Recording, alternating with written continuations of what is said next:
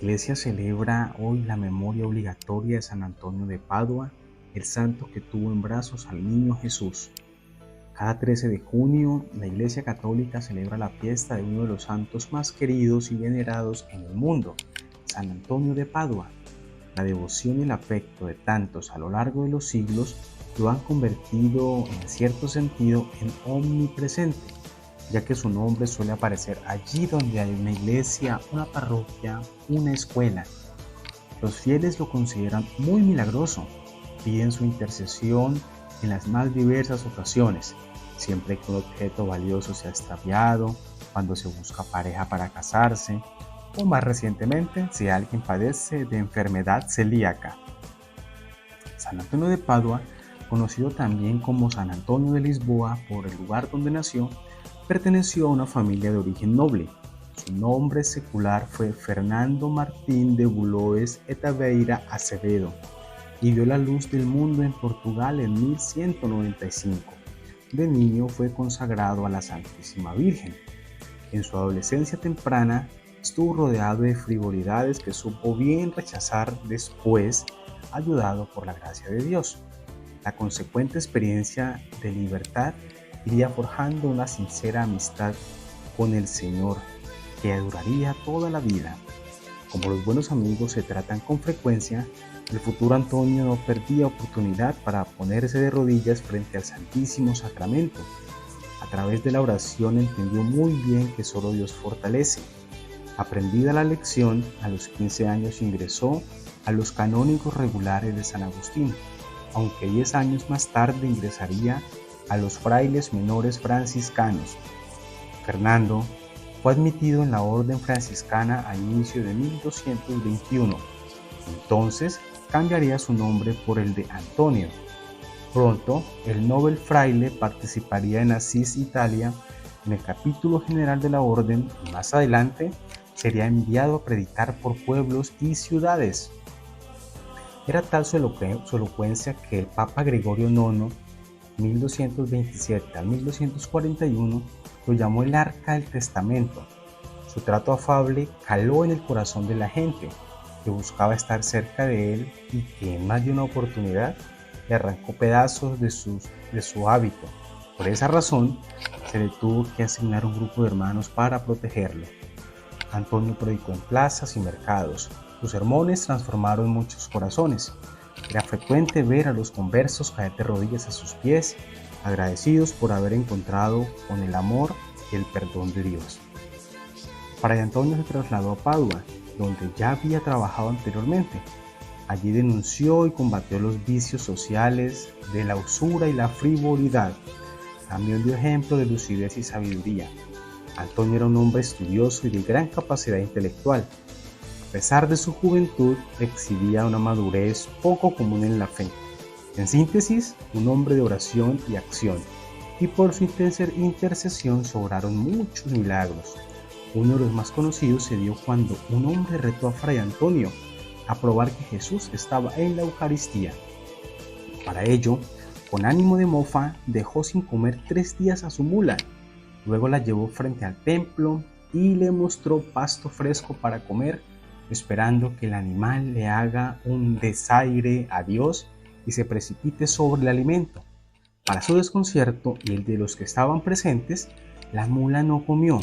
Al contrario, se hincó sobre sus patas delanteras, como todo aquel que sabe que ante Dios solo cabe estar de rodillas. ¿Pero cuál era la explicación de semejante prodigio? San Antonio estaba frente al animal con el Santísimo elevado en las manos. Aquella mula había sido capaz de reconocer perfectamente al que tenía enfrente, Dios. Se sabe que en una ocasión el niño Jesús se le apareció a Antonio y éste lo sostuvo en sus brazos, milagro que nos recuerda la ternura de Dios. Exhausto y enfermo, hacia finales de sus días, el santo se retiró a los bosques de las afueras de Padua para reponerse y orar. Viendo que el fin era inminente, pidió regresar, pero solo llegó hasta los límites de la oscuridad. El 13 de junio de 1231 Antonio recibió los últimos sacramentos, entonó un canto a la Virgen con dificultad y, antes de partir a la casa del Padre, dijo sonriente: «Veo venir a nuestro Señor». Tenía solo 35 años. Fue canonizado por el Papa Gregorio IX antes de que transcurra siquiera un año de su muerte y declarado doctor de la Iglesia en el siglo XX por el Papa Pío XII. Los devotos de San Antonio de Padua lo consideran el intercesor más eficaz en esos momentos en los que se ha extraviado algo. Esta tradición se habría originado en un problema que tuvo el fraile con un novicio. Se cuenta que cierto día un novicio huyó del convento llevándose el salterio que usaba el santo. Antonio, entonces, oró para recuperar el libro. Ese día el ex fraile y ladrón tuvo una visión terrible sobre su destino, que lo obligó a regresar y devolver el objeto robado. Por otro lado, muchos acuden a San Antonio para encontrar un buen esposo o una buena esposa. También es patrono de las mujeres estériles, los pobres, viajeros, albañiles, panaderos y papeleros. Muchos lugares del orbe llevan su nombre. No por nada, el Papa León XII lo llamó el santo de todo el mundo. Del Santo Evangelio según San Mateo. En aquel tiempo dijo Jesús a sus discípulos: «Si su justicia no es mayor que la de los escribas y fariseos, no entrarán en el reino de los cielos. Han oído que se dijo a los antiguos: no matarás, y el que mate será reo de juicio. Pero yo les digo, todo el que se deja llevar de la cólera contra su hermano será procesado. Y si uno llama a su hermano imbécil, tendrá que comparecer ante el Sanedrín, y si lo llama necio, merece la condena de la gehenna del fuego. Por tanto, si cuando vas a presentar tu ofrenda sobre el altar, te acuerdas allí mismo de que tu hermano tiene quejas contra ti, deja allí tu ofrenda ante el altar y vete primero a reconciliarte con tu hermano. Entonces, vuelve a presentar tu ofrenda. Con el que te pone pleito, procura arreglarte enseguida, mientras van todavía de camino, no sea que te entregue al juez y el juez al guardia y te metan en la cárcel. En verdad te digo que no saldrás de allí hasta que hayas pagado el último céntimo». Palabra del Señor. Gloria a ti, Señor Jesús. El Evangelio hecho vida en la liturgia del día de hoy nos regala la figura de San Antonio de Padua, del cual como mínimo serán 3 conclusiones las que podemos extraer. La primera, hablar de Dios. San Antonio de Padua era un excelente predicador.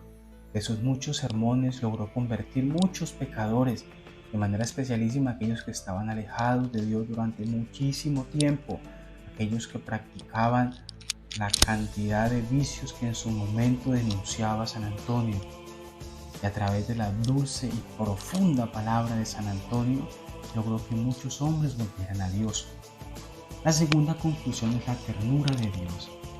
No en vano, las leyendas nos cuentan que San Antonio tuvo la oportunidad de contemplar a Dios hecho niño, a Dios en su infancia, para de esta manera demostrarnos que el inmenso poder de Dios, la complejidad del Todopoderoso, era accesible a través de la experiencia de su infancia, y a través de esta figura hermosa, San Antonio podía transmitir a aquellos miserables con quienes compartía la experiencia de Dios hecha carne a través de su humanidad.